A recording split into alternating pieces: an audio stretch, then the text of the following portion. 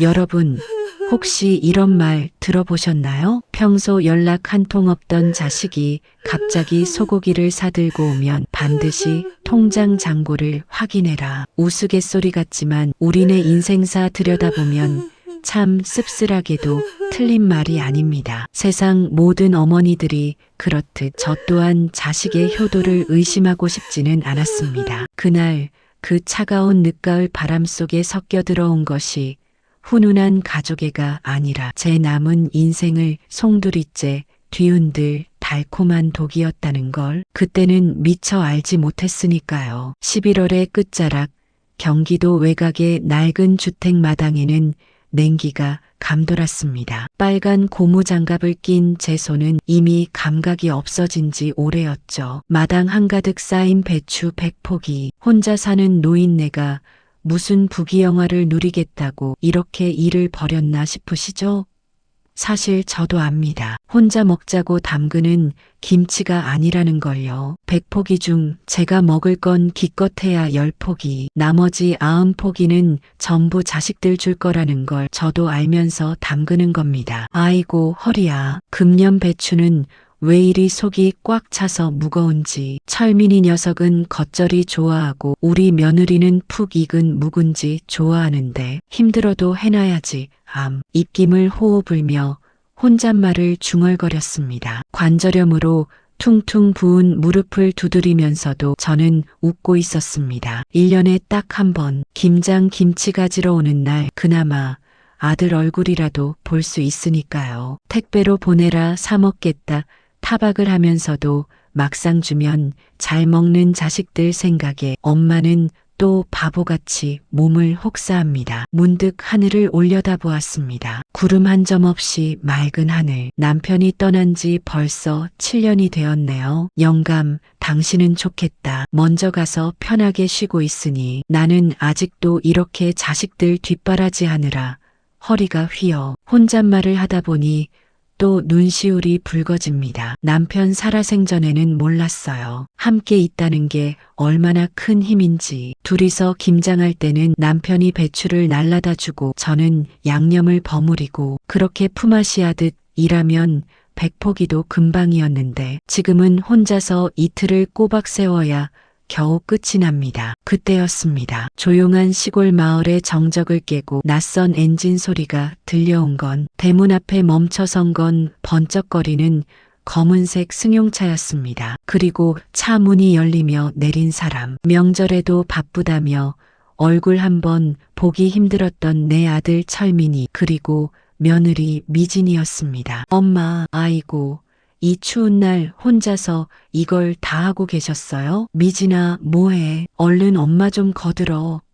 철민이가 다급하고 과장된 목소리로 외쳤습니다. 어머님 세상에 요즘 누가 김장을 100포기나 해요. 그냥 사드시지. 옷에 냄새 배는데. 아니에요. 제가 도울게요. 며느리 미진이가 난처한 듯하지만 애써 웃으며 말했습니다. 명품 코트에 하이힐을 신은 며느리가 쭈뼛거리며 다가왔습니다. 그 모습이 어찌나 어색하던지 평소 손에 물 한 방울 안 묻히던 며느리가 고무장갑을 끼려고 애쓰는 모습이 솔직히 우습기도 하고 고맙기도 했습니다. 반가움보다 놀라움이 먼저였죠. 3년 만이었습니다. 이렇게 부부가 함께 제 집 마당을 밟은 건요. 작년 설에는 코로나 핑계를 대더니 재작년 추석에는 해외여행을 간다며 얼굴도 안 비쳤습니다. 명절마다 혼자 차례상을 차리고 혼자 음식을 먹고 혼자 치우는 게 일상이 되어버렸죠. 그런데 더 놀라운 건 그 다음이었습니다. 아들이 흙투성이 마당에 넙죽 엎드리더니 제게 큰절을 올리는 겁니다. 어머니,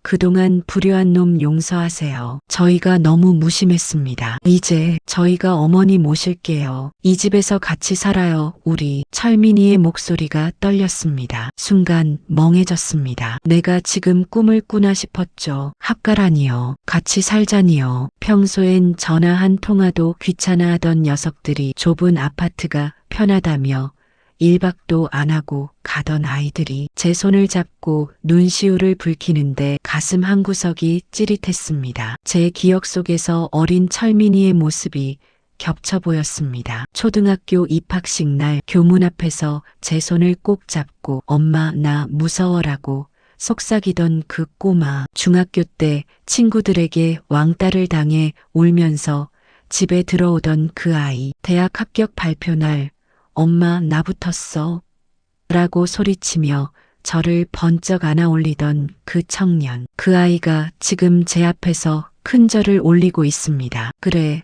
자식 이기는 부모 없다더니 나이 드니 철이 드는구나. 이제야 내 진심을 알아주는구나. 얼어붙었던 마당에 따뜻한 봄 햇살이 비치는 것만 같았습니다. 그때까지만 해도 저는 제 노후가 이제 외롭지 않을 거라고 확신했습니다. 손주 지훈이도 차에서 내렸습니다. 벌써 초등학교 2학년이 된 녀석이 저를 보고도 수줍게 뒤로 숨더군요. 지훈아, 할머니한테 인사해야지. 며느리가 등을 떠미니 그제야 안녕하세요라고 작게 인사합니다. 예전에는 할머니 하고 달려와 안기던 아이였는데 1년 사이에 이렇게 낯을 가리게 되었네요. 자주 안 보면 정도 멀어진다더니 그 말이 맞았습니다. 하지만 그래도 좋았습니다. 이제 같이 살면 다시 정이 들겠지 하는 생각에요. 거실로 들어와 온몸을 녹이며 따뜻한 커피를 타 마시던 때였습니다. 무심코 틀어놓은 TV에서 뉴스 속보가 흘러나왔죠. 정부가 오늘 경기도 외곽 XX지구를 3기 신도시 개발 예정지로 최종 확정했습니다. 이에 따라 해당 지역의 토지 보상금 규모는 역대 최대가 될 것으로 보이며 평당 보상가는 최대 500만 원에 달할 것으로 예상됩니다. 신도시 개발 확정, 토지 보상금. 그 순간 저는 찰나였지만 분명히 보았습니다. 뉴스를 보던 아들 철민이의 눈이 번뜩이는 것을요. 그리고 며느리 미진이가 아들의 옆구리를 살짝 찌르며 눈짓을 교환하는 그 미묘한 찰나를 말입니다. 어머님, 여기 개발된대요? 우와, 그럼 이 집값도 엄청 오르겠네? 어머님은 좋으시겠어요. 노후 걱정 없으셔서. 며느리가 호들갑을 떨며 말했습니다. 글쎄다, 40년 산 집인데 개발은 무슨. 나는 그냥 너희랑 오순도순 사는 거면 족하다. 돈이 무슨 소용이니. 저는 덤덤하게 대답했습니다. 제 말에 아들은 안도의 한숨을 내쉬더군요. 그때 제 마음속 깊은 곳에서 아주 작은 경고음이 울렸습니다. 설마 돈 때문에 온 건 아니겠지? 아니야, 내 새끼인데 설마 엄마를 돈으로 보겠어. 저는 애써 그 불길한 예감을 지워버렸습니다. 그저 따뜻한 저녁 밥상을 차려주고 싶은 마음에 아들이 좋아하는 돼지 수육을 삶으러 부엌으로 향했죠. 수육을 삶으면서 문득 생각했습니다. 철민이가 어릴 때 이 수육을 얼마나 좋아했는지. 고기를 입에 가득 물고 엄마, 세상에서 엄마 수육이 제일 맛있어 라고 말하던 그 모습이 떠올랐습니다. 그때는 그 말 한마디에 피로가 싹 풀렸었는데 지금은 왜 이렇게 마음이 무거울까요? 하지만 부엌으로 들어가는 제 등 뒤로 꽂히던 두 사람의 시선은 따뜻함이 아닌 먹잇감을 노리는 맹수의 그것처럼 서늘했습니다. 김장독에 갓 담은 김치는 맵고 짭짤한 맛이 나야 정상입니다. 그런데 그날 우리 집에 들어온 자식들의 말은 너무나도 달콤했습니다. 너무 달아서 혀가 마비될 정도로 말이죠. 여러분은 아시나요?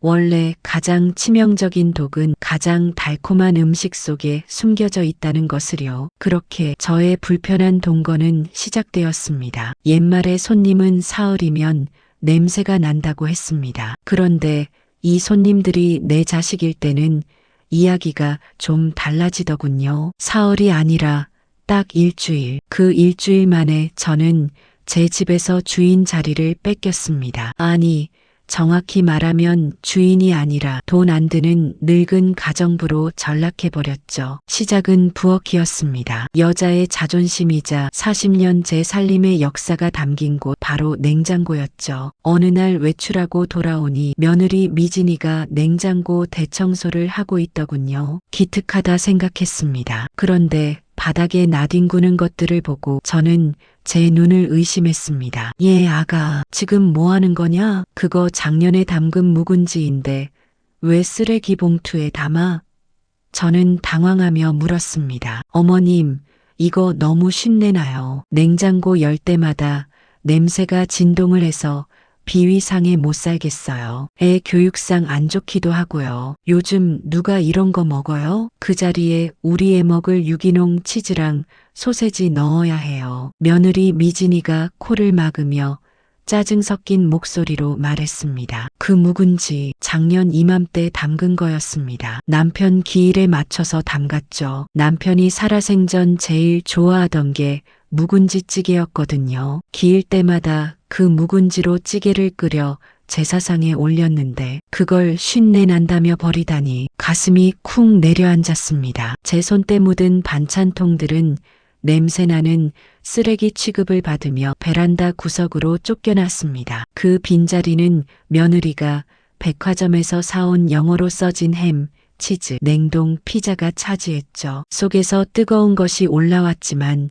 참았습니다. 그래, 젊은 애들은 입맛이 다르니까 내가 참자. 하지만 그건 섬하게 불과했습니다. 그날 저녁 아들 철민이가 쭈뼛거리며 제게 말을 걸어왔습니다. 안방, 남편과 제가 평생을 함께했고 남편이 떠난 후에도 저 혼자 지켜온 그 가장 크고 따뜻한 방, 그 방을 내놓으라는 겁니다. 엄마, 지훈이가 이제 초등학교 들어가잖아요. 공부하려면 햇빛 잘 들고 넓은 방이 필요해요. 엄마는 이제 잠만 주무시는데 굳이 큰 방 필요 없잖아요. 문간방이 외풍은 좀 있어도 아늑하고 좋던데. 철민이가 뻔뻔하게 말했습니다. 문간방이라뇨. 그곳은 예전에 창고로 쓰던 북향이라 대낮에도 불을 켜야 하는 좁은 방입니다. 겨울이면 벽에서 물이 맺히고 여름이면 곰팡이가 피는 그런 방이었습니다. 기가 막혔지만 며느리가 옆에서 거듭니다. 어머님,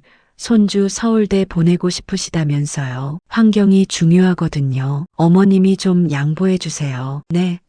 손주 핑계를 대는데 할미가 무슨 힘이 있겠습니까? 결국 저는 제 짐을 싸서 문간방으로 옮겼습니다. 제 짐의 반은 버려졌고 나머지 반은 그 좁은 방에 구겨 넣었습니다. 남편 사진도 옮겼습니다. 안방 벽에 걸려있던 영정 사진을요. 그 사진을 내리는데 손이 떨리더군요. 영감, 미안해. 당신 자리마저 빼앗기게 생겼어. 사진 속 남편은 생전처럼 온화하게 웃고 있었습니다. 밤이 되니 우풍이 들어 코끝이 시리더군요. 내 집인데, 내 명의로 된 집인데 왜 나는 이 집에서 더부살이하는 기분이 들까요? 서러움에 잠이 오지 않는 밤이 늘어갔습니다. 한밤중에 화장실을 가려고 방문을 열면 거실에서 TV 보던 며느리가 귀찮다는 듯 한숨을 쉽니다. 마치 제가 이 집의 방해물이라도 되는 것처럼요. 몸이 불편한 건 참을 수 있습니다. 하지만 마음을 후벼 파는 건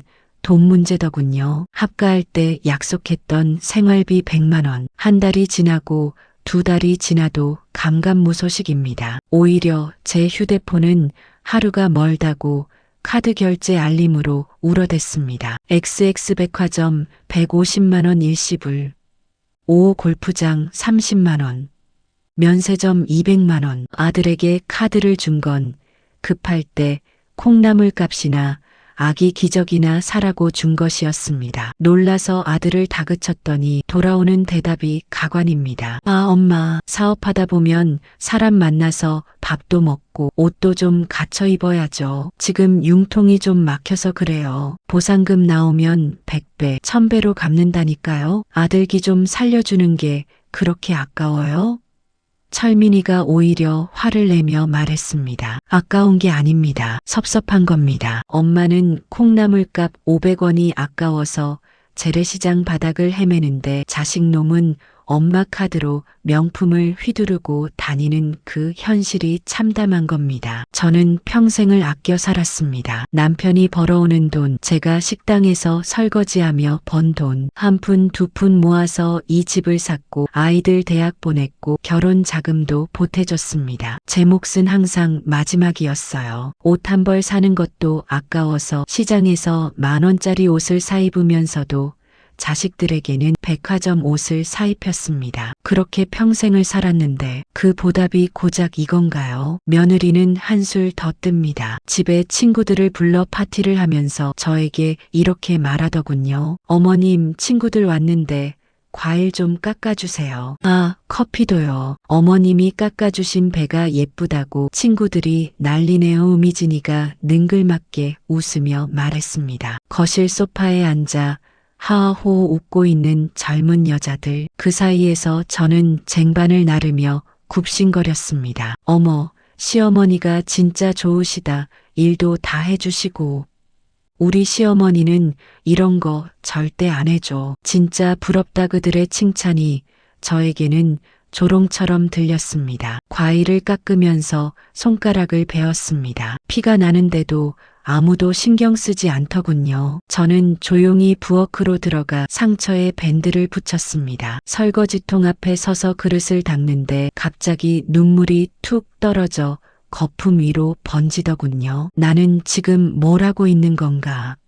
여기가 내 집인가 아니면 내가 이 집 식모인가? 화려한 네일아트를 한 며느리의 손과 갈라지고 터진 제 손가락이 자꾸만 겹쳐 보였습니다. 그때 문득 생각났습니다. 제 어머니, 그러니까 철민이의 외할머니도 돌아가시기 전에 비슷한 말씀을 하셨었죠. 영수가 자식한테 너무 많이 해주지 마라. 해줄수록 당연하게 여기더라. 그때는 그 말의 의미를 몰랐습니다. 지금에서야 뼈저리게 깨닫네요. 속에서 천불이 났지만 그래도 참았습니다. 왜냐고요?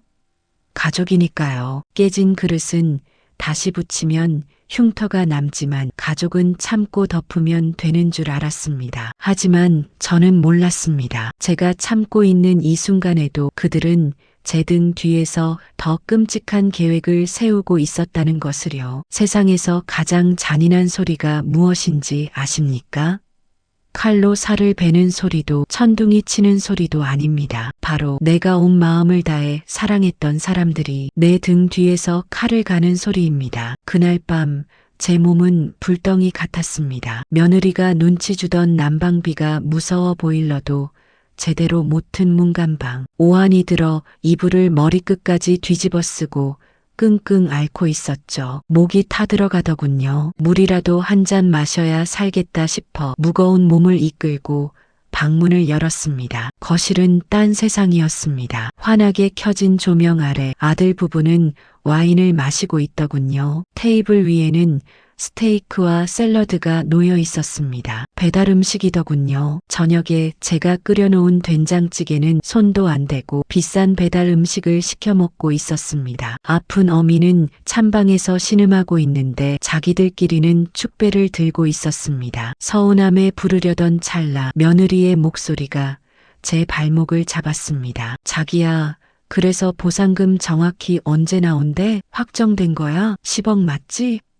며느리 미진이의 들뜬 목소리가 들렸습니다. 아, 그렇다니까. 다음 달이면 입금될 거야. 그 돈이면 당신이 노래 부르던 강남 아파트 전세 끼고 살 수 있고 내 빚도 한 방에 해결돼. 이제 우리 인생 피는 거야. 철민이가 의기양양하게 대답했습니다. 심장이 덜컥 내려앉았습니다. 내 집이 사라지는 대가로 나오는 돈을 왜 자기들이 인생 피는 돈이라고 할까요? 빚이라고요? 아들에게 빚이 있다는 말은 처음 들었습니다. 얼마나 되는 걸까요? 왜 한 번도 말하지 않았을까요? 하지만 그 다음 이어진 대화는 제 귀를 의심하게 만들었습니다. 그런데 어머님은 어쩔 거야? 돈 나오면 바로 나가라고 할 수도 없잖아. 같이 모시고 강남 가기는 싫은데 집 좁다고 하실 테고. 며느리가 목소리를 낮추며 물었습니다. 에이, 걱정 마. 다 생각이 있지. 요즘 엄마 깜빡깜빡 하시잖아. 저번에 가스불 안 끈 것도 그렇고 그거 핑계대서 치매 초기라고 몰아가면 돼. 요양원 괜찮은데 알아봐뒀어. 시설 좋더라. 거기 모셔다 드리면 우리도 편하고 엄마도 전문 케어 받고 좋은 거지 뭐. 철민이가 아무렇지 않다는 듯 말했습니다. 치매라니요. 요양원이라니요. 가스불. 그건 며느리가 공국 끓인다고 켜놓고 잊어버린 걸 제가 끈 겁니다. 그런데 그걸 핑계 삼아 멀쩡한 어미를 치매 환자로 만들어 가두겠다니요. 제 다리에서 힘이 빠졌습니다. 벽에 기대지 않았으면 그 자리에 주저앉았을 겁니다. 자기 진짜 똑똑하다 하긴 연세도 있으신데 우리가 모시는 것보다 시설이 낫지. 그럼 어머님 명의 통장은 자기가 관리하는 거지. 도장 어디 있는지 알지? 며느리가 웃음기 섞인 목소리로 말했습니다. 안방 서랍장 깊숙한데 숨겨두셨더라. 인감이랑 다 챙겨놨으니까 보상금 나오면 바로 이체하고 서류 정리하면 끝이야. 건배나 하자. 우리 미래를 위해서. 철민이가 대답했습니다. 찰칵. 와인잔이 부딪히는 소리. 그 소리가 제 가슴에 비수처럼 박혔습니다. 그 순간 제 안에서 무언가가 와르르 무너져 내렸습니다. 40년 세월이 아들의 기저귀를 갈아주던 내 손길이 등록금을 마련하려 식당 바닥을 기어다니던 내 청춘이 저 와인잔 부딪히는 소리와 함께 산산조각이 났습니다. 문득 떠올랐습니다. 철민이가 대학에 입학하던 날. 엄마, 나 꼭 성공해서 엄마 편하게 해드릴게. 그렇게 약속했던 그 아이가 결혼식 날 제 손을 잡고 눈물을 글썽이며 했던 말. 엄마, 평생 고생하셨어요. 이제 편하게 사세요. 제가 잘 모실게요. 그 약속들이 전부 거짓이었던 걸까요? 아니면 사람이 이렇게까지 변할 수 있는 걸까요? 당장이라도 뛰쳐나가 뺨을 올려붙이고 싶었습니다. 이 천하의 불효자식들아.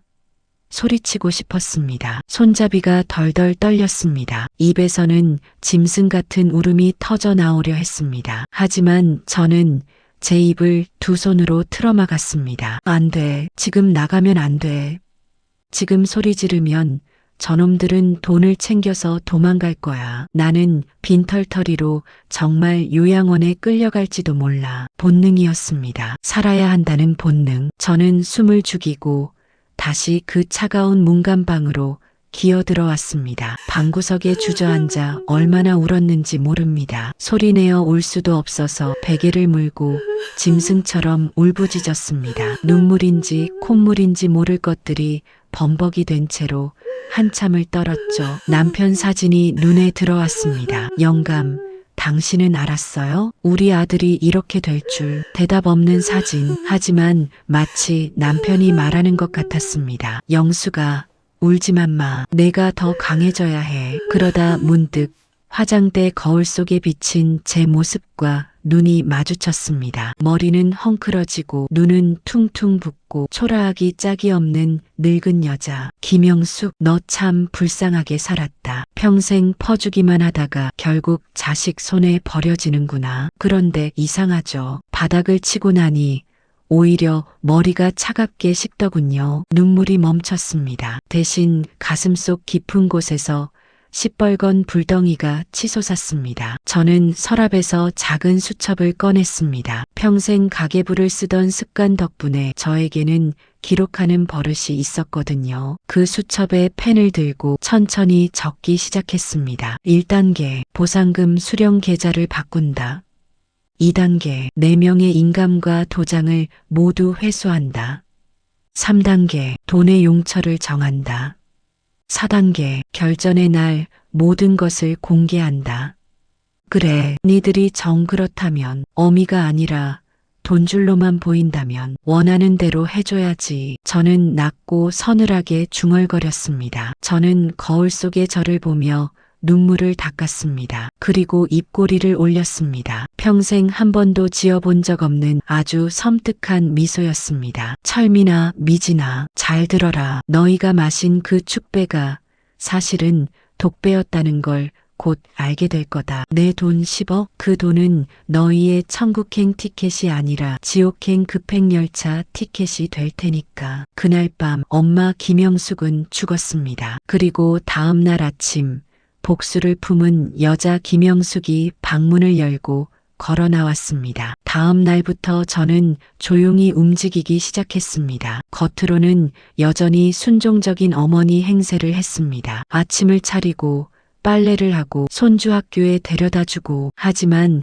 속으로는 날카로운 칼을 갈고 있었죠. 먼저 은행을 찾아갔습니다. 아들 몰래 보상금 수령 계좌를 새로 만든 계좌로 변경했습니다. 그 다음은 인감과 도장. 아들이 찾아놓았다는 서랍장을 뒤져보니 과연 제 인감증명서와 도장이 봉투에 담겨 있더군요. 저는 그것들을 모두 회수해서 은행 금고에 맡겼습니다. 그리고 가장 중요한 것, 그 돈으로 뭘 할 것인가. 저는 오랫동안 품어왔던 꿈이 있었습니다. 내 이름이 걸린 가게. 남편이 살아있을 때 우리는 종종 이런 이야기를 했었죠. 영수가, 당신 손맛은 정말 일품이야. 나중에 늙으면 작은 식당이라도 하나 차려. 내가 서빙 볼게. 남편의 그 말이 떠올랐습니다. 저는 부동산을 찾아다니기 시작했습니다. 시내 번화가, 목 좋은 자리, 마침 1층 코너 상가가 나와 있더군요. 보증금이 만만치 않았지만 10억이면 충분했습니다. 부동산 사장님이 물었습니다. 사모님,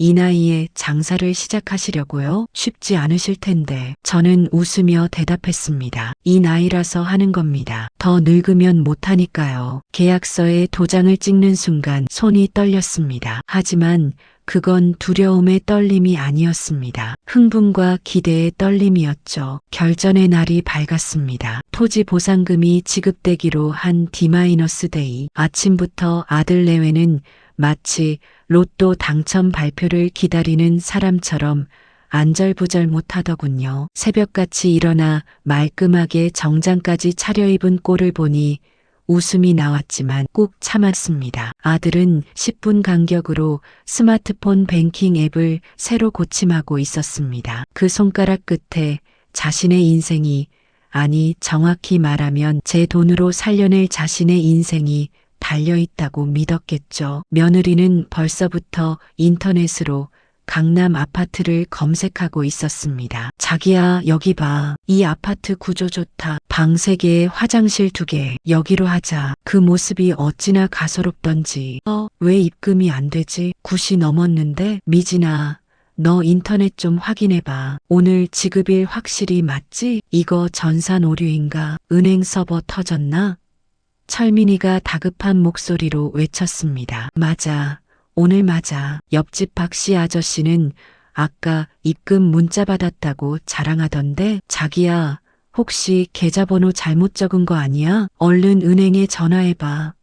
며느리 미진이가 불안해하며 대답했습니다. 얼굴이 하얗게 질린 두 사람을 보며 저는 식탁에 앉아 천천히 커피를 마셨습니다. 이 순간을 얼마나 기다렸는지 모릅니다. 커피가 유난히 맛있게 느껴지더군요. 그리고 아주 우아하게 찻잔을 내려놓으며 입을 열었죠. 그 돈 안 들어올 거다. 기다리지 마라. 저는 여유로운 미소를 지으며 말했습니다. 네, 그게 무슨 말씀이세요? 안 들어오다니요?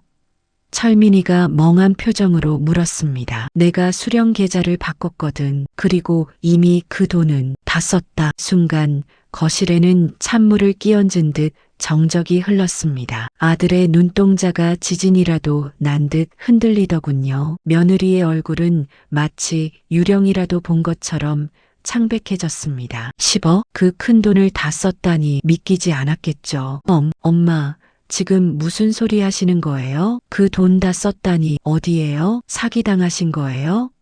철민이가 더듬거리며 물었습니다. 저는 넋이 나간 두 사람의 등을 떠밀어 차에 태웠습니다. 다 쓴 돈이 어디 갔는지 눈으로 보여주마. 제가 그들을 데려간 곳은 시내에서 가장 목이 좋은 번화가, 그 중에서도 1층 코너 자리에 널찍한 상가 앞이었습니다. 입구에는 화환이 줄지어 서 있고 사람들의 활기찬 목소리가 들려왔죠. 그리고 건물 꼭대기에 걸린 거대한 간판, 그곳엔 제 얼굴 사진과 함께 이렇게 쓰여 있었습니다. 김영숙의 명품 반찬 마이너스 엄마의 부엌 어머님. 저게 뭐예요? 설마 저 가게가? 며느리 미진이가 입을 다물지 못하며 물었습니다. 그래, 내 보상금 10억 몽땅 저기에 털어넣었다. 건물 보증금, 인테리어, 그리고 프랜차이즈 가맹비까지. 내 노후, 내 꿈, 내 이름 석자를 저 간판에 박아 넣었지. 저는 당당하게 말했습니다. 아들은 그 자리에 주저앉을 듯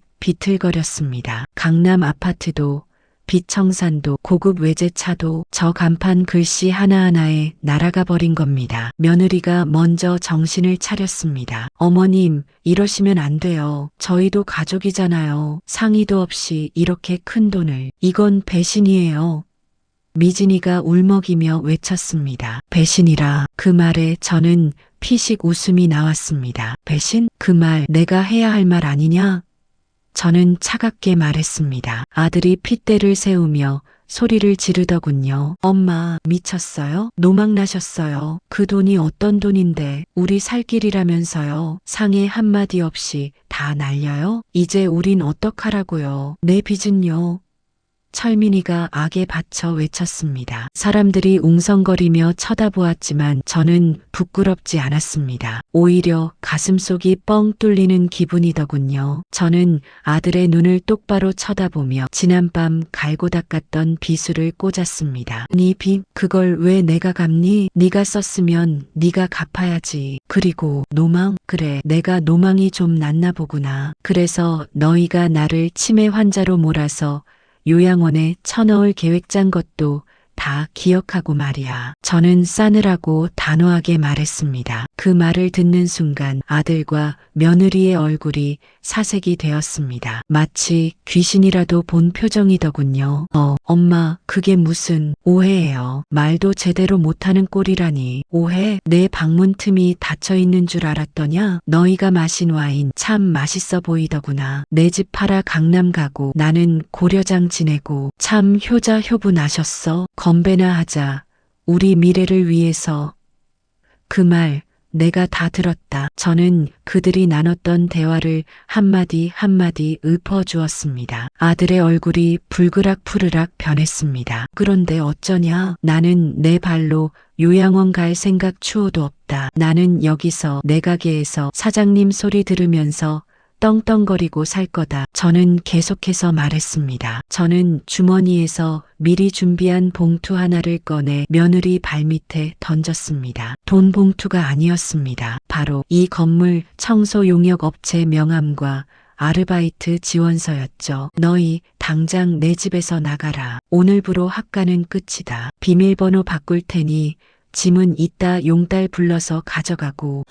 정돈이 급하면 우리 가게에서 설거지라도 하든가. 시급은 최저임금 쳐주마. 물론 이력서랑 자기소개서는 가져와야 한다. 나는 무능한 직원은 안 뽑거든. 저는 단호하게 말했습니다. 며느리가 주저앉아 울기 시작했습니다. 어머님, 저희가 잘못했어요. 제발 한 번만 기회를 주세요. 하지만 저는 돌아보지 않았습니다. 이미 충분히 기회를 줬었습니다. 3년 동안 기다렸고 합가 후 몇 달을 참았습니다. 더 이상의 기회는 없습니다. 망연자실하여 바닥에 주저앉은 두 사람을 뒤로하고 저는 가게로 향했습니다. 레드카펫 위를 걷는 여배우가 부럽지 않았습니다. 직원이 건네준 금장 가위를 들고 개업 축하 리본을 잘랐습니다. 싹둑. 그 소리는 단순히 리본이 잘리는 소리가 아니었습니다. 평생 저를 옥죄어왔던 희생이라는 밧줄이 끊어지는 소리였습니다. 유리창 너머로 울상을 짓고 있는 아들 부부가 보이더군요. 저는 그들을 향해 보란 듯이 손을 흔들어 주었습니다. 아주 환하게 웃으면서요. 잘 가라, 내 슬픈 과거여. 어서 와라, 김영숙의 화려한 전성기여. 그날 밤 집에 돌아오니 아들 내외의 짐이 모두 사라져 있었습니다. 텅 빈 방들, 조용한 집, 처음에는 허전했습니다. 문득 울컥 솟구치는 감정이 있었습니다. 내가 너무했나? 그래도 내 자식인데. 하지만 안방, 아니, 이제 다시 제 방이 된 그곳에 들어가 보니 서랍장이 열려 있더군요. 제 인감도장을 찾으려고 뒤진 흔적이 역력했습니다. 그래, 이게 현실이야. 저는 마음을 다잡았습니다. 그날 밤 정말 오랜만에 큰 방에서 잠을 잤습니다. 남편 사진을 베개맡에 두고 영감, 나 잘한 거 맞죠? 대답 없는 사진. 하지만 마치 남편이 잘했어, 영수가라고 말해주는 것 같았습니다. 그 밤 저는 정말 오랜만에 편하게 잠들었습니다. 인생은 참 알다가도 모를 일입니다. 중내산해하며 바닥을 치던 게 엊그제 같은데 말이죠. 딱 1년이 지났습니다. 지금 제 눈앞에 펼쳐진 풍경 궁금하지 않으신가요? 점심시간 12시 30분. 가게 안은 전쟁터가 따로 없습니다. 하지만 예전에 그 처절했던 전쟁터와는 다릅니다. 이건 승리의 아우성이나 다름없거든요. 엄마의 손맛. 제가 새로 오픈한 반찬 가게 겸 식당의 이름입니다. 촌스러운 이름이라고요? 하지만 매출은 전혀 촌스럽지 않습니다. 한 달 매출이 대기업 과장 월급의 서너 배는 훌쩍 넘으니까요. 사람들은 제 손맛에 열광했습니다. 평생 가족들 뒤치다꺼리하며 갈고 닦은 그 솜씨가 돈이 되어 돌아올 줄 누가 알았겠습니까? 처음에는 쉽지 않았습니다. 장사라는 게 그냥 요리만 잘한다고 되는 게 아니더군요. 재료 관리, 인건비, 마케팅, 배워야 할 게 산더미였습니다. 밤새워 유튜브로 요식업 경영 강의를 듣고 카드 결제 시스템 사용법을 익히고 60이 넘어 처음으로 컴퓨터 앞에 앉아 엑셀을 배웠습니다. 힘들었죠. 포기하고 싶을 때도 있었습니다. 하지만 그때마다 생각했습니다. 내가 이것도 못하면 결국 저놈들 말대로 요양원이야. 이 악물고 버텼더니 어느새 단골 손님이 줄을 서기 시작했습니다. 인터넷에 후기가 올라오고 심지어 맛집 블로거들이 찾아오기까지 했습니다. 사장님, 이 깍두기 레시피 좀 알려주세요. 김치찌개 정말 최고예요. 제 어머니 생각나요. 그런 말을 들을 때마다 가슴이 뭉클했습니다. 평생 가족한테는 당연하게 받아먹던 음식이 남들에게는 돈을 내고 먹을 만큼 가치 있는 것이었다니. 그런데 이 가게에는 아주 특별한 직원이 둘 있습니다. 저기 구석에서 땀을 뻘뻘 흘리며 서빙을 하는 남자, 그리고 주방에서 설거지 더미와 씨름하고 있는 여자. 네, 맞습니다. 제 아들과 며느리입니다. 어떻게 된 거냐고요? 가게 개업 후 3개월쯤 지났을 때였습니다. 밤늦게 가게 문을 닫고 나오는데 입구에 누가 서 있더군요. 다름 아닌 철민이었습니다. 훨씬 수척해진 얼굴, 한때 명품으로 휘감았던 그 모습은 온데간데 없고 구겨진 점퍼에 낡은 운동화를 신고 있었습니다. 엄마, 그 한마디에 울먹임이 묻어 있었습니다. 빚쟁이들한테 쫓기고 있어요. 미진이랑 이혼 위기예요. 살려주세요, 엄마. 저는 그 자리에 한참을 서 있었습니다. 가슴 한구석이 아렸습니다. 아무리 밉다 해도 내 뱃속에서 나온 자식인데, 하지만 쉽게 손을 내밀 수는 없었습니다. 내가 예전처럼 돈을 줄 거라고 생각하지 마라. 저는 단호하게 말했습니다. 알아요. 그런 거 바라는 거 아니에요. 그냥 일하게 해주세요. 뭐든 할게요. 제발. 저는 며칠을 고민했습니다. 그리고 결론을 내렸죠. 좋아. 대신 조건이 있다. 첫째, 여기서는 내가 사장님이다. 엄마가 아니다. 둘째, 다른 직원들과 똑같이 대우받는다. 특별 대우 없다. 셋째, 월급은 일한 만큼만 받는다. 공짜는 없다. 넷째, 불만 있으면 언제든 그만둘 수 있다. 붙잡지 않겠다. 아들은 그 조건을 모두 받아들였습니다. 며느리도 결국 따라왔죠. 갈 곳이 없었으니까요. 사장님, 3번 테이블에 제육볶음 추가 주문 들어왔는데요. 재료가 다 떨어졌다고 하던데 어떻게 할까요? 아들 철민이가 조심스럽게 물었습니다. 들으셨나요? 엄마가 아니라 사장님입니다. 이 호칭을 정착시키기까지 꽤나 진통이 있었죠. 처음에는 자꾸 엄마라고 부르다가 제가 대답을 안 해주니까 결국 고쳤습니다. 재료 소진이면 주문 마감해. 그리고 철민 씨 3번 테이블 물컵 비어 있던데 서비스의 기본은 관찰인 거 몰라? 저는 눈길도 주지 않고 영수증을 정리하며 말했습니다. 아, 네, 바로 채우겠습니다. 죄송합니다.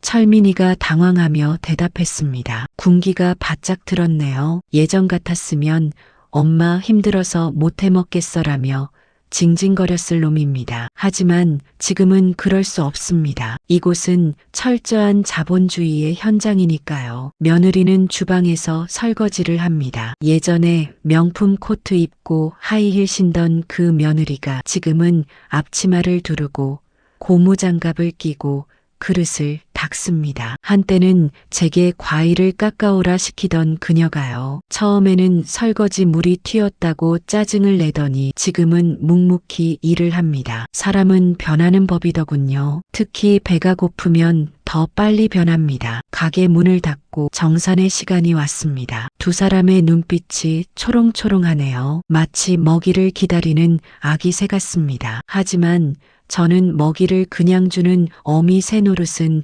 은퇴했습니다. 제 손에는 2장의 봉투가 들려 있습니다. 자, 이번 달 급여다. 저는 종이 봉투를 탁자 위에 내려놓으며 말했습니다. 감사합니다. 어머, 아니 사장님, 이번 달은 보너스도 있나요? 매출이 역대 최고라고 하셔서 며느리가 활짝 웃으며 물었습니다. 며느리의 눈이 반짝입니다. 속물이냐고요? 아니요.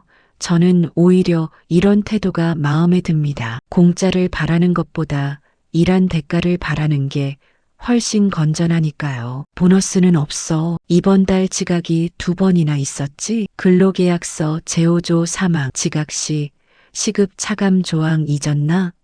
저는 차갑게 말했습니다. 며느리의 표정이 일순간 굳어집니다. 아들이 옆에서 눈치를 보며 거듭니다. 에이 사장님, 그래도 가족끼린데 너무 팍팍하신 거 아니에요? 저희 진짜 열심히 했잖아요. 철민이가 말했습니다. 가족, 그 지겨운 단어가 또 나오네요. 저는 품속에서 종이 한 장을 더 꺼냅니다. 1년 전 이들을 직원으로 채용할 때 작성했던 표준 근로계약서입니다. 여기 가족 할인이나 가족 우대라는 조항이 어디 있나 찾아볼래? 철민 씨, 여긴 회사야. 불만 있으면 노동청에 신고하든지 아니면 사표 쓰고 나가든지. 저는 계약서를 손가락으로 톡톡 치며 말했습니다. 아들은 꿀먹은 벙어리가 됩니다. 저들이 갈 곳이 없다는 걸 저도 알고 저들도 압니다. 사업 실패 후 빚더미에 앉은 아들을 받아주는 곳은 세상 어디에도 없었으니까요. 오직 저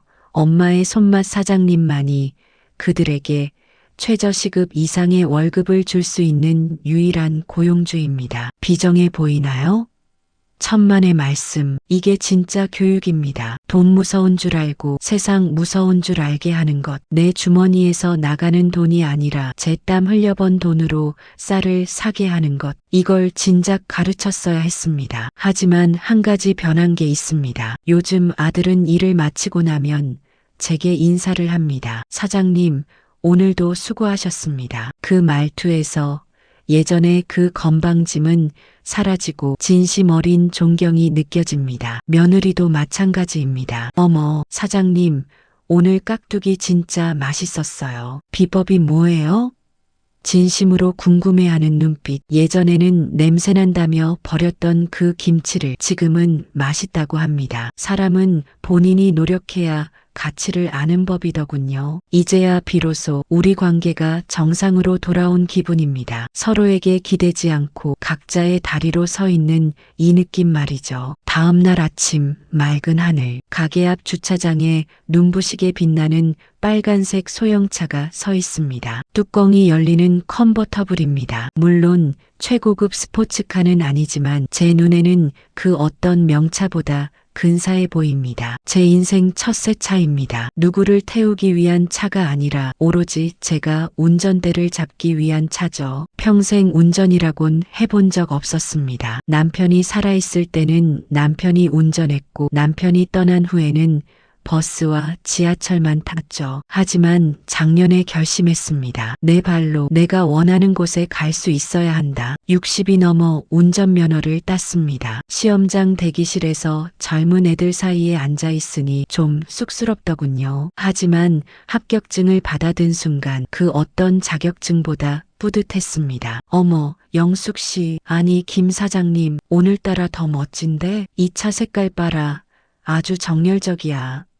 평생지기 친구 강 여사가 선글라스를 끼며 조수석에 탔습니다. 어때? 나랑 잘 어울려?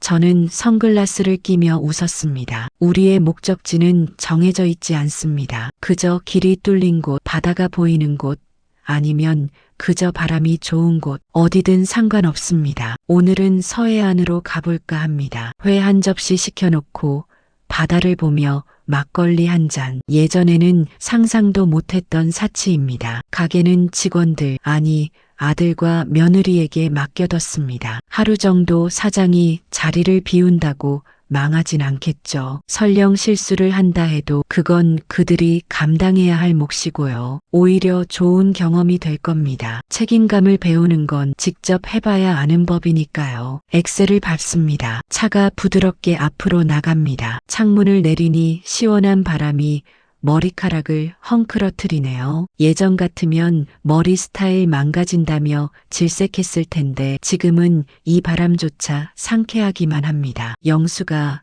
우리 젊었을 때 이렇게 놀러 다녔으면 좋았을 텐데. 강 여사가 감탄하며 말합니다. 그러게 그때는 돈이 없어서 시간이 없어서 자식들 봐야 해서 핑계가 많았지. 이제는 핑계 댈 거리가 없어. 저는 웃으며 대답합니다. 평생을 누군가의 엄마, 누군가의 아내로 살았습니다. 내 이름 석자보다 누구 엄마로 불리는 게 더 익숙했었죠. 시장에 가면 철민이 엄마였고 동네에서는 김 선생 부인이었습니다. 정작 김영숙이라는 이름은 주민등록증에나 있는 것처럼 느껴졌어요. 자식 농사요?